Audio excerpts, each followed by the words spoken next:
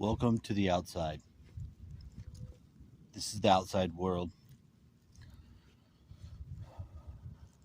Started today. I brushed my wild ass mantenna.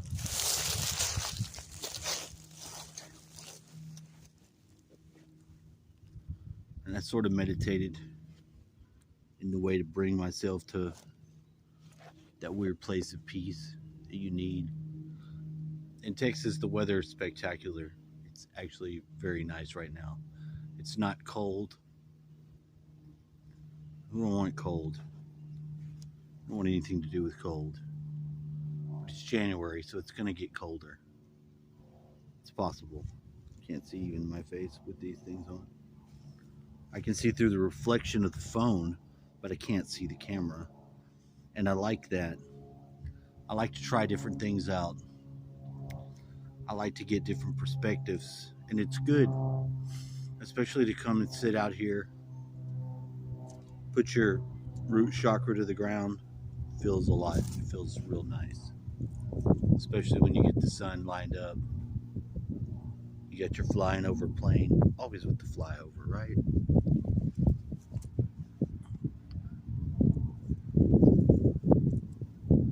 Years and years ago, when I was a teenager,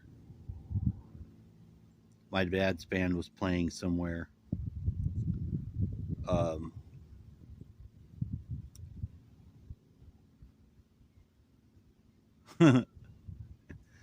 In somewhere like down by South Padre. There's another island down there.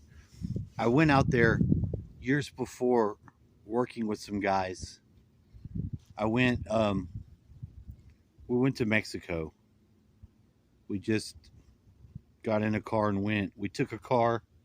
We took a Camaro and a truck and a keg of beer to go to South Padre Island. Then, some point in time during that time, we tried to go into Mexico, which they wouldn't let us go. They told us Mexico was closed. We're like, how can you close Mexico? Now, granted, it was like 2 a.m. We were up to no good. We were Americans and we had money. We wanted to go to Mexico. On that first night, we set up the keg somehow on the beach, and a party just came to the keg. I remember everyone passed out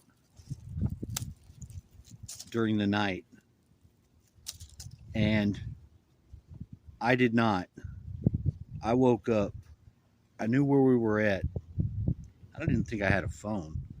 This would be totally AWOL shit to do nowadays. This might have been year 99. 1999? Might have been 99. So I went off onto the beach and there was different clubs. There were fucking people in there partying. You know, I might have only been 20 years old. These people was a band, some sort of band. They gave me some morphine. I took this morphine and I couldn't feel anything from my neck down. And man, there was some really funny stuff that went on because we ended up getting into their car. It was like a limo. We got in a limo, rode in a limo. That was the only time I've ever been in a limo because I can remember looking at these people from inside the car and looking at them while we're going in the car. And I can't remember now what all happened that night, but it was amazing. It was amazing. There was a blonde lady and a black guy.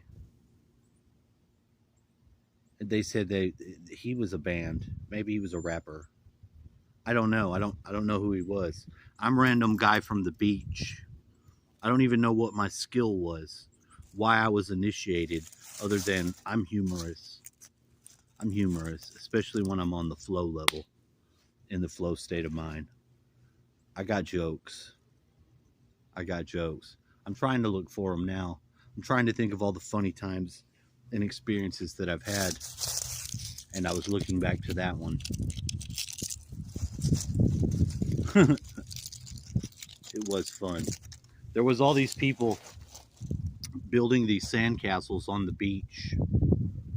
And one of the guys, I don't know why they were doing this. This is really an asshole thing to do.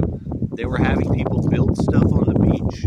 Like there were sponsors to build sandcastles. And these guys, they were drunk. And they would get each other, and one would sling the other one around and throw him from a distance into these sandcastles that were incredible, mind you, just destroying them for pure evilness. I don't know why. This is shit that people do. And they were doing it. These were my friends. I might have been helping them. And it's just so horrible. I mean, it was mean. It was petty. But, I mean, they just continued to build. Some of these things were. Dude, I'm talking about, these are professional sandcastle builders. But, you know, what the fuck? You got a sandcastle? You're just going to build that sandcastle on the beach right there in front of the ocean, fronting? Like you got something? You're not even a castle. You're just sand pretending to be a castle. That was the point.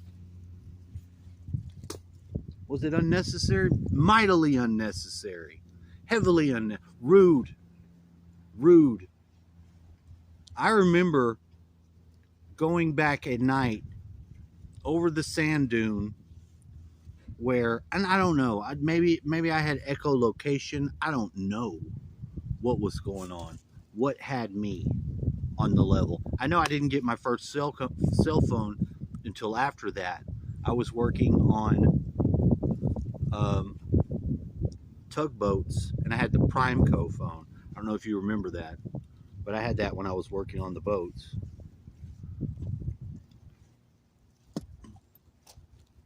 I remember because I had a girlfriend, and I was young and inexperienced with women to some degree. But this girl had a really nice place off by Westheimer. It was my friend Rusty was trying to hook up with her, and I snagged her away from him because that's how guys are when they're young. They take they pillage the women, and that is what it is. Me and her went out to the tower by my house. They have this water. Well, I don't know what it was. Maybe it was a chlorine tower. I don't know. It was to treat the water. It wasn't water. It was something in there, some sort of chemicals. But you could jump over the fence. You could climb up on top, and at the very top, it had like a metal spool.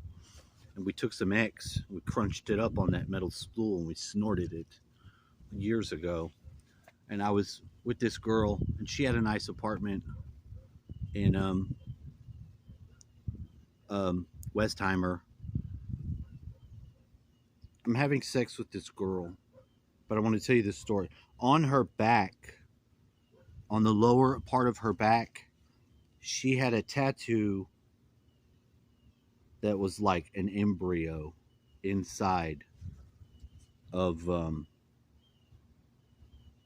womb or something.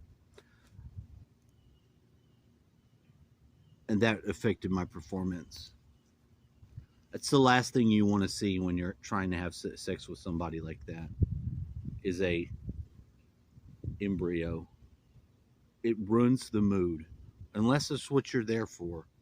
And I wasn't there for that. That's not why I was there.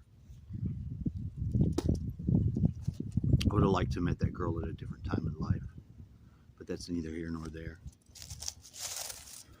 A lot of strange things happened. When we were in a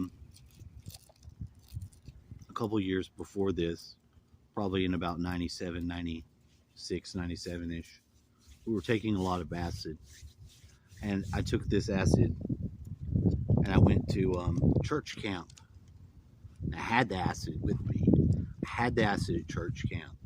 And I took like 4 hits of this acid and I skipped chapel. And somebody came in there. I was tripping balls. They came into the dorm where I was hiding out. And they were like, I think you should be in there in chapel. I think you should be in chapel with the others.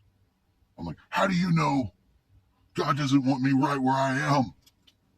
Right where I am. He dropped it. He let it go. he didn't tell on me. Nobody came and got me. Nobody came and got me. I was fine. And I was having an argument with Jesus, the devil. I had the angel on my shoulder with Jesus. I had the devil, and I was working it out. And by that end of that trip, we did work it out. I got it kind of figured out. And I met this guy that was like a dean of the Christian college. And he started sending me, writing me books. He's like, you're asking yourself questions now that I'm just barely starting to ask myself. And I'm like 40-something years old. And I'll be damned. And he was right, because we're the indigos. That's kind of what an indigo is. And now we have the crystal children here, which is sad to see them getting run over by all these movements trying to make them think that, all this weird gender shit, because it should be a non-issue. It should be a non-issue. They've incarnated, they have the biology, they know, but if they want to have all these weird feelings, I don't think the statistics show the same things as they were trying to sell us with all this stuff before.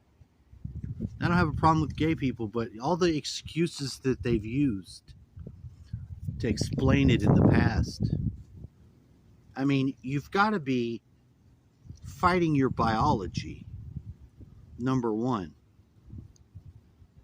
It's not right. It's just not right. But, then we had a guy that was going to church with us. We called him Big Hungry. His name was Michael something. I don't know what his last name was. Big Hungry looked like the Grimace. He was half Hispanic and maybe white. Some mix of white and Hispanic. Very large, very tall boy, very badly built. And he had even gotten the Grimace bed sheets because he thought that would be funny and cool that he had them.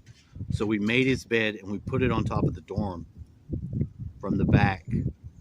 Put it on the back side. I did this. I made his bed on the back and I had his pillow because the dorm, well, where you had chapel right here, and it's just a larger building. And the boys' dorm, men's, was here. The women's was further down. It had a swimming pool. But the roof allowed me to put it on the back, make it, and then slide it over to where it would be on their view with his pillow on it made on top of the roof so that only the preacher would notice it while everyone else is facing to the back wouldn't see it. And it was funny because he was like, "What is that? Who did that? If you would go out there right now and take that off, or you're gonna be in trouble." So I got to sneak out there and take it down, and everybody saw that it was Big Hungry's bed, and they erupted in laughter, and it was great. And that's how church camp was. We were smoking cigarettes out at gazebos. There was making out with women. There was feeling up chicks in the dorms, and then spraying the fire extinguishers and smoking them out. I don't know why we did that. We had some bad kids that we brought with us. They were worse than us. And we probably did our Christian fellowship a great disservice bringing those kids, but we did it anyway because we had a blast. And we got memories for life.